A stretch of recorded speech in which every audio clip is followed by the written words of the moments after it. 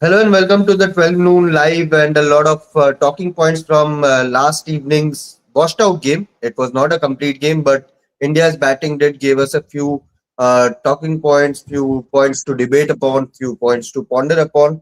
So let's start this 12 noon show. I'll straight away go to Shamikda. Shamikda, right now the hot topic of discussion among fans is Sanju Samson's batting form. We'll come to Tilak Varma also. But Sanju Samson, besides those three knocks which helped India win the T20 World Cup, if you take his form from the Asia Cup 2025, uh, consistency has never been his best friend. But those three knocks, besides those three knocks, he has nothing, absolutely nothing to show for in this particular format. And with Vaibhav Suryavanshi sitting on the bench, sitting on the sidelines, not getting his opportunity, there's a sense of impatience among the cricket viewers also. Your thoughts on Sanju Samson, whether time is running up for him or whether those three knocks should give Sanju Samson a long rope. What's your view on that? I'll read out his scores in a couple of minutes, but your thoughts on that? Uh, yes, Shubhan, if you say Sanju Samson, this is not a case in isolation, or this is something. This is something that is new. It's not because it is because of his inconsistency. He has played just 65 T20Is over a period of 11 years. So this is the thing. Sanju Samson is a completely different beast when the ball is not moving, when the pitches are like highways, and when he can hit through the line. When the ball is doing a bit, he always has his problems. But it is not only his three knocks in South Africa. Also last year he did well, and once again, of those three knocks, there was a rider at Wankhede, Harry Brook, that he dropped. Harry Brook dropped that dolly. 99 times out of 100, he probably would have taken that. And if he would have taken that, England probably would have won that game. But that is water under the bridge now. But once again, it is about now. If you think that Vaibhav Suryavanshi is ready, whether Sanju Samson, it is not about protecting anyone. Mm. Dilip Vengsarkar told me, Dilip Vengsarkar in an interview with Rave Sports has said he counted Ryan Tendoshkar's observation that Vaibhav Suryavanshi is going through the process. What is process? Dilip Bhai said. Process is about performance. And it's an age-old adage in cricket that you go with the form. So Mm. from that point of view, when you are saying that he is absolutely ready and that kid is in scintillating form, you should play him. And Sanju Samson, I think he is putting a lot of extra pressure because whatever a player says that I am not affected by this competition or whatever, it's a healthy competition, but it plays on his mind. And maybe Mm. Sanju Samson is putting a bit more pressure on himself because he knows that Abhishek Sharma is untouchable in this team. Abhishek Sharma will be there. So it is between him and Vaibhav Suryavanshi. The way after this, I don't know. It is a washed out game. Uh, Rand and Ostrat has spoken about giving Sanju Samson a long rope. All fine. Um, but I think this Indian team management is a little bit stubborn in the sense that they are fixated in a way that we have this combination and come what may, irrespective of the outside noise. And Sunil Gavaskar saying this, Dilip Vengsarkar saying this, we don't bother. This is our plan and we will stick to that. But yes, absolutely, Sanju Samson, he will have to perform as because he fell off a cliff, he lost his form. One thing is there, I think I have to cut this Indian team management a little bit of slack. That once again, two left-handers at the top, and that didn't augur well for the Indian team at the World Cup when they experimented with Dishan Kishan and Abhishek Sharma for the first three matches. And that opening combination, that top order became a bit predictable, a bit one-dimensional. That could be another reason that is playing on the mind of the team management. That could be a case. But if you consider Vaibhav Suryavanshi is special talent, then those factors shouldn't block his senior international debut. Yeah, since the team management captain has been coming on in the press conference and saying that whom do we drop? They have just won a World Cup, so maybe they are counting on to the form of the current players who are But part you of the can, 11. but you can drop a World Cup winning captain. You can drop a World Cup winning captain, right? Yeah. So by Again, that logic, form was one of the big reasons he was used form also. was the big reason. So you can. So it is a case of a bit of. It is a case of double standards. Hmm. Very true, very true. Bharat, where do you stand on this? Sanju Samson, the entire inconsistency bit. If I have to read you the scores from the Asia Cup onwards, it started with a match against UAE where he did not bat. Up after that, against, of course, he was batting out of position. He was batting in the middle order in the Asia Cup. But again, against Pakistan, he scored 31 of 21, if I'm not wrong. Yes, 21. After that, 29 of 18, 30 of 19, 5 of 7, 49 not out of 34, 69 not out of 53. Again, did not bat in the first T20I in Canberra, where he played. Then in Melbourne, duck of 2 balls. Hobart, 29 of 26. Carrara, he was 5 of 6, 26 of 32, 62 of 34. It was against South Africa in Mullapur. Then in Dharamshala, 26 not out. Then in Ahmedabad versus South Africa, 73. And then if you look at his World Cup, then 25, 25, 25, 31, 1, 44 not out. 27, 21, 8 not out. 19, 85. Oh, sorry, this is which player? This is am I reading it correctly? No, this was not Sanju Samson. My bad. I completely read the red Tilak Varma score there. But yes, if you have to take a look at Sanju Samson, then he scored one half century, which came against Oman in the Asia Cup. After that, all the scores are between 0 to 30s. Then those three knocks in the knockouts of the World Cup, and then 5-0 and 1. So inconsistency and Sanju Samson, where do you stand in this? Yeah, obviously, it's a known fact that Sanju Samson has been very much inconsistent in the shortest format of the game. But one has to remember he was still the player of the tournament in the T20 World Cup. Yes, I can hit back if I am a critic of Sanju Samson. I can hit back that after India lost that game against South Africa in the T20 World Cup, three of the next three matches were basically roadways or motorways, the Wankade motorway. Even the final, the conditions were really good for batting. So in those conditions, he scored runs, whatever it is, but still he got those runs in crucial matches, especially that game against the West Indies. It was a very, very crucial match for India. There he did well.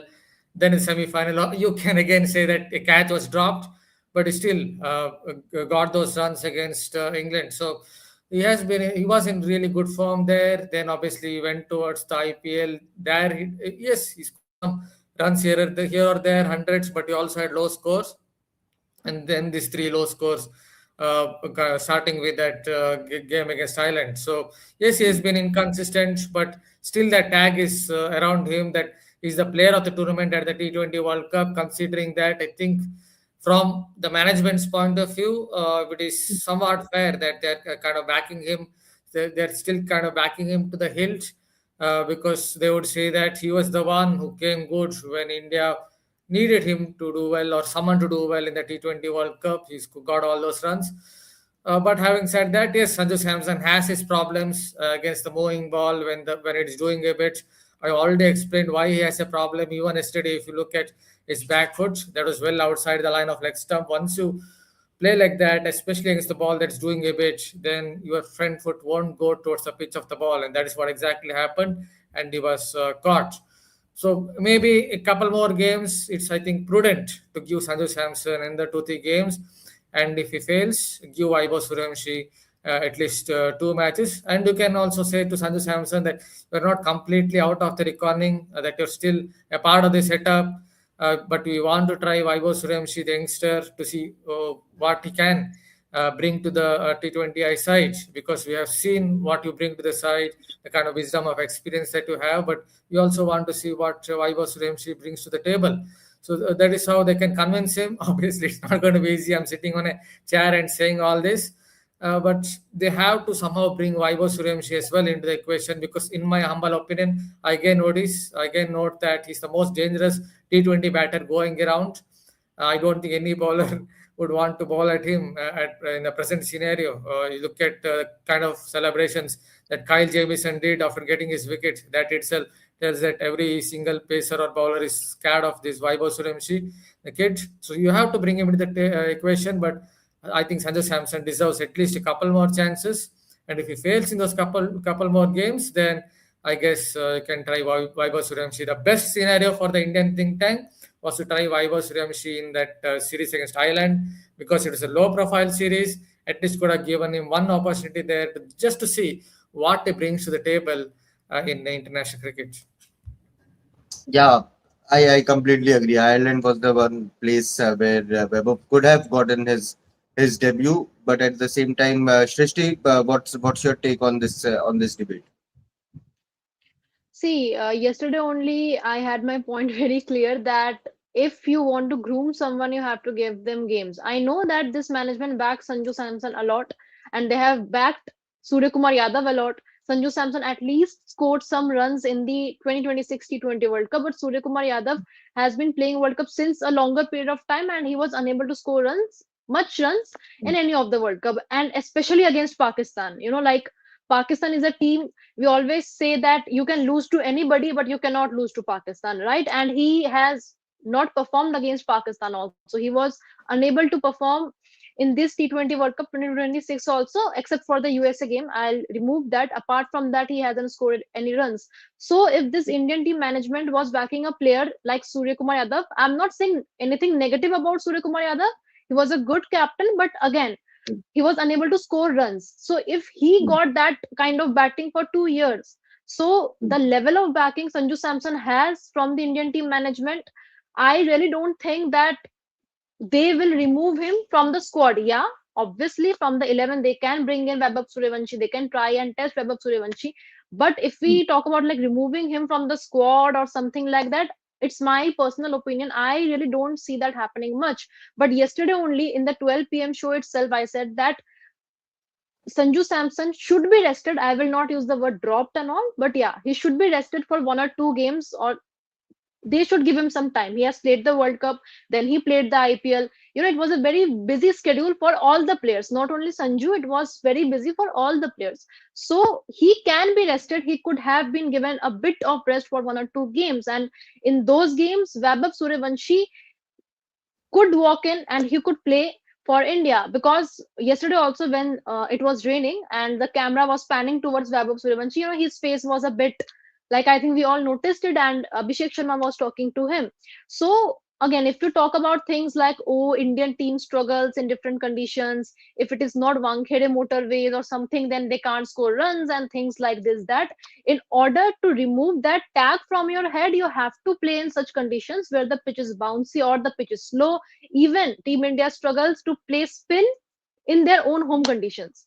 So the thing is, in order to be perfect in the other conditions, because again, India will not host every World Cup, you have to bring in the new talents in, and you have to train them so that so that they can bat in those kind of conditions. And again, I don't know when, but I can't see Sanju Samson moving a bit from the playing 11 for couple of more games. According to me, the level of backing he has and what he did in the World Cup, we cannot write him off by saying, oh, remove him and this that. He did well in the World Cup, and Indian team, with the backing of Indian team's management, I really don't see him moving out of the playing 11 for the couple of games more. Vaibhav Suryavanshi can get his chance, but yeah, in the last 2 games or in the last games, I don't know. But Sanju, I don't think they are going to remove him now. Shamita, are these IPL pitches are they spoiling the Indian batters? 100%. They have, I mean, they have forgotten the art of playing the moving ball, be it pace or spin. We have seen what is that. We have seen with our performances in Test cricket, back-to-back home series whitewashes against New Zealand and South Africa. When the ball moves, the degree of difficulty heightens. But Shubhan, obviously, this flat pitches and also impact player rule. Hmm. Impact player, be it Yeah, be it that is something which. your batting performance, be it his captaincy, because these days it has become, because of this impact player rule, it has become a little bit difficult to judge a captain, because he always had this advantage of falling back on that impact player. Like if you look at this Ireland game, especially the second game, if there was that impact player rule, India probably would have won the both. Probably would have won both the matches. So in that case, with that impact player rule, a captain can be very good. But once again, IPL. But then again, that is the reality. You have to deal with that. You have to deal with that. Yesterday, I was having a long conversation with Shardul also off the record. He said like I would urge the youngsters and Shardul. Shardul is a very street smart cricketer, and Shardul, he has learned his ropes at the Maidans in Bombay. So he said, I will urge the youngsters to focus on red ball cricket because that is the holy grail. But all said and done, this Gen Z or whatever, their mindset is different. But coming back to Vaibhav Suryavanshi, Shubhan, if you allow me 2 minutes, I'll give Yeah. you two examples. I'll give you two examples because at the end of the day, it is about decisive leadership and Mm. being fair to everyone and being very democratic to everyone is not decisive leadership. And I'm talking about the team management here. I give you two examples. 1989, Imran Khan was recuperating from an injury at his Zaman Park home when he watched a young Wakar Yunus at Gujranwala playing a domestic game, and Imran drove about close to 80 kilometers and told him come to Pakistan next, and the rest, as they say, is history. Imran didn't think that if I bring him on, what would happen to Salim Zafar or Tahir Nakash or Azim Hafiz. He spotted a gem, a raw diamond, and he polished it. 1969, India playing against Bill Lawry's Australia, and Vijay Merchant was in the chief selector then. He said, no, Chandu Badde is the incumbent. He should play. And he is a very utility cricketer, Tiger Pataudi. He was a very good friend with Chandu Badde. His colleague, his teammate, very. He said, no, Gundappa Vishwanath will play at number 4. Uh, Vijay Merchant said, no, I haven't seen Gundappa Vishwanath. Pataudi said, no, I have seen him and I feel he should play. First test, first innings, he got out for a duck. And his teammates, sort of sniggered at him, saying, teasing him for getting out for a duck. Before going out to bat in the second innings, Tiger Pataudia, he was a man of few words. He called Vishibai and says, just keep in mind one thing. You are here because you are good enough. Go and bat a century on his debut. So that is decisive leadership, and that is the difference. So if you want to enjoy the difference, do enjoy the difference. Yeah, if the team management has chalked out a certain plan for Vaibhav Suryavanshi, then I don't have problem with it. If they have had discussions with Vaibhav that we'll try to bed you in slowly, then I don't have any issues with that. But at the same time, that is why we are not diving too deep into the same topic that should Vaibhav Suryavanshi play.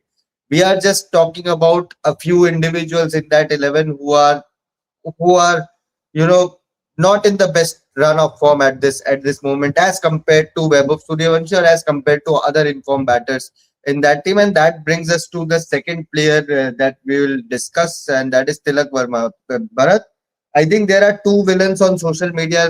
One is your favorite villain, number one, and number two right now, who is slowly becoming a villain among cricket fans, is Tilak Varma. People are calling him names. People are trolling him. People are calling out his strike rate. I'm not going into the names that he's being called by, but I'm talking about his strike rate, which it looks like a concern at this moment, especially against the slower ones. If you look at his last 30, 25, 30 innings, then I can see very few knocks where he has scored and since he's batting at number five, uh, his strike rate of around 120 110 to 120 is somewhere he's hanging on most of the time, apart from a couple of knocks where he has just gone kicked on and scored at a strike rate of 156, 182, 300 in a couple of cameos. Where do you stand with Tilak Varma? He was a top order batter.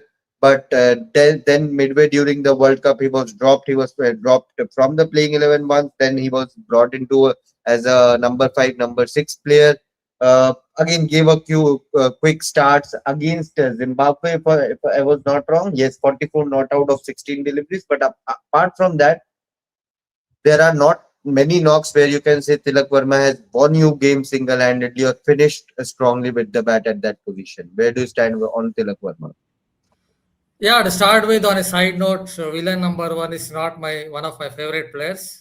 Just to But clarify, you back him heavily. But you yeah, back him heavily. because I see some potential. That is why I will continue to back. But leaving We are aside, talking about Prashant Krishna, by the way. leaving aside in quoted marks, villain number one. Let's look at Tilak Varma. See, I've already written a copy on him a few days ago, where I brought up some interesting stats about his batting. I think his main problem is against spin bowling. Even if you look at his matchup against left arm spin, you know that left hand batter versus left arm spin, it should suit him. But even there, his strike rate, I think, was around 147 against left arm spin, and that's not very high. If you consider the kind of matchup that he's up against, then he should be striking at maybe 180, 190, but he's not doing that. In this year, I think his strike rate in T20Is against spin bowling was something like 98.4. That is very much run a ball, and that is what he's basically doing because opposition teams know what to do against him. Even if they're going to bowl some seam up, they will bowl short of a length because they feel that is again a modern day quintessential modern day batter who tends to clear his front leg and tries to whack it if you bowl short of length, hard length.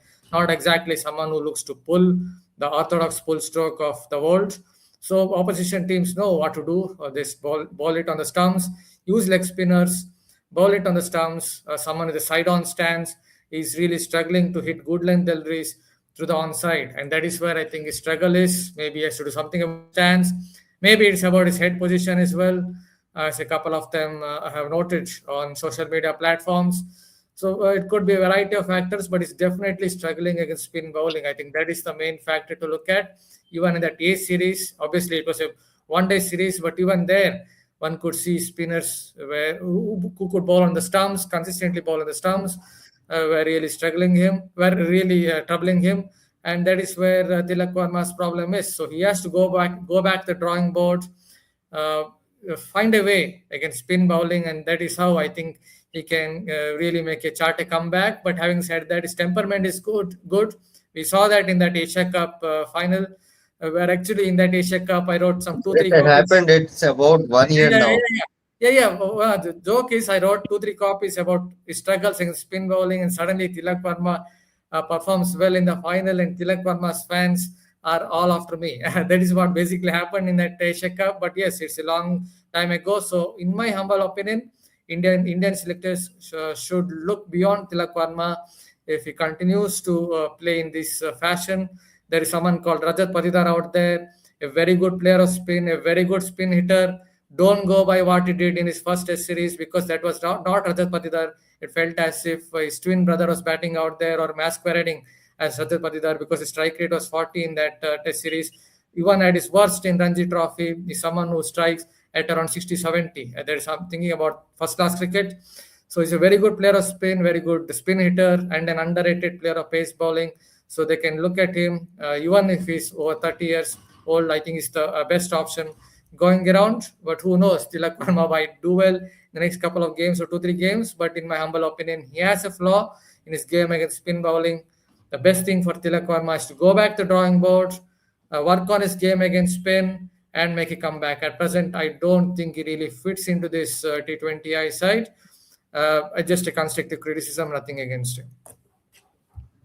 Shifted Tilak Varma, does he merit a chance in this 11? See, like according to me, yes. Like I know many people will not like me saying that, but Tilak Varma, like again, I have seen him batting. In fact, for Mumbai Indians also, obviously his IPL campaign was not good. He was getting out, and him and Suryakumar Yadav, deadly combination. Even it's for India, it's for Mumbai Indians. If these two are together in the crease, like you can't hope anything good from them. But Tilak Varma, like he was the same player. He again Asia Cup example is there, but apart from that, when he was batting at number 5, 6, he was doing a good job. So I really feel that you can like make him bat at number 5, 6, because like it's my personal opinion. I have seen him batting better when he was batting at number 5, 6. Again, like He's still a batting at player number like, 5. So yeah, yes, I know he's still batting. That's what I am saying. That give him a longer rope in that particular position, because like initial days he started his batting at number 3, the South Africa series. Now again, people will say, oh, what kind of bowlers were there? Who Tilak Varma was facing some Sipamla, or bowlers like those. So you can't compare. But again, like he scored 100 against South Africa, and he was batting at number 3. And the England series, it was last year. We all remember that India was losing wickets, and he was batting at number 3 at that moment also, and he did a good job. But after that, he was not that much fruitful at number 3, and I think Team India can give him a longer rope at number 5, 6, given this team management's obsession with youngsters, its gun team, young team, and things like that. So I really feel that they back youngsters a lot. There are many contradictory examples also, like Sanju Samson and all. But the amount of backing this Team India, this management gives to the youngster in order to make their future a bit secure, I think Tilak Varma can give at least this series. If he fails to perform, then you can think about Rajat Patidar or any other player of your choice. But for this series, I think this should be the last option. This should be the last kind of chance for Tilak Varma to bat at number 5, 6, and to score a bit of good runs so that he can be there. He's the vice captain also. Maybe I don't know if that's the pressure or something like that. I will know. I will not go towards that. But yeah, I really feel that he can be given this series at least, because if you are giving a chance to Sanju Samson also, then you can give chance to Tilak Varma also. It's as simple as that, according to me. So you can give him his chance for this series. If he fails to perform, I'll be the first person to point out that yeah, you can look beyond Tilak Varma in the T20Is. Shamikta, let's finish it off with you. Where do you stand on Tilak Verma? His strike rate, plus he's not bowling. The Indian team management is not making him bowl as well. So, uh, in the playing 11 with everyone around, Hardik will also come in whenever the selection committee deems fit to make him play this format. Plus, you have youngsters like Nitish Kumar Reddy, who again, whenever he gets fit, will come into the picture. You have a Suryan Shedge sitting on the bench who can bat, who can bowl. Where do you stand on Tilak Verma in T20 format? Because strike rate has been a concern for a while now. Shubhan, see, the fact is that as long as you don't have Shubman Gill in this T20I setup, and I believe and I know he will be brought back to the T20I setup with an eye on the 2028 World Cup, and 2028 World Cup is in Australia and New Zealand, and there you will need a Virat Kohli style anchor. It is not about plonking your front foot forward and going hammer and tongs. Uh, you don't have a you don't have another batsman who can match Tilak Varma's profile. Tilak Varma has the ability to take the game deep. He can bat under pressure. The Asia Cup final, even the last game against, he almost won India the game. Wicket stumbled at the other end. Wicket fell at the regular interval, but he was the man. And the player who comes close in terms of profile is Rinku Singh. But clearly, the selection committee and the team management feels that Rinku Singh is a Hmm. batsman for a shorter span, Right. from over number 15, 16 to over number 20. Clearly, that is the thought process of the selection committee and the team management. Tilak Verma has this versatility. He can, if Hmm. need be, he can bat at number 3, he can bat at number 6, and he can anchor the innings. There is no other player in this Indian team who can perform that role. So this is why Tilak Verma, and as long as Shubman Gill is not coming back, and until Shubman Gill is not coming back, so you will not get a player of a similar profile in the sense of doing that anchor role. Because even in T20 cricket, we should not mix T20 cricket away from home with the IPL or this format at home, because there 250 to 40 are pass scores. Away from home, it will not be the case. Although in England, pitches are basically very batting friendly, but there will still be a bit of nip in the air. So, given that, especially in overseas conditions, at this moment in time, India doesn't have another batsman who can match Tilak Varma's profile, and that's why he is there in the team. Pretty interesting views from everyone. So yeah, let us know in the comments also what you think about Tilak and Sanju in the 11. We'll wrap this show up right now. Thank you so much for watching. Like the video, subscribe to Rep Sports for all the coverage from the sporting world. Thank you so much.